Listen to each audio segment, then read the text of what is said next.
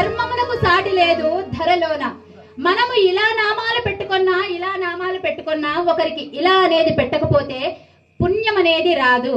మరి మన వెంట వచ్చేది ఏది అంటే, ఒకసారి ఇలాగే ఆయన ప్రాణం పోతూ అనుకుంటున్నాడట, అరే నేను ఇన్ని రోజులు ఏమి పుణ్యం అనేది చేశాను అని అనుకుంటూ తీరా కాటికన్ కొనిపోయేడు వేళ కాటికన్ కొనిపోతున్నారట కాటిలో. అప్పుడు అనుకుంటున్నారట, ఏమయ్యా నేను చేశాను అని. ఆయన ఎంత కష్టపడినా కూడా ఏ ధనం గాని ధాన్యం గాని కుటుంబ సభ్యులు కూడా ఎవరూ రాలేదు. ఏదైనా మనం చేసిన తర్వాత మన వెంట ఏది వస్తుందయ్యా అంటే, మనం చేసిన భగవన్నామ స్మరణ, మనం చేసినటువంటి దాన ధర్మాలు తప్ప ఏమీ రావు. కాబట్టి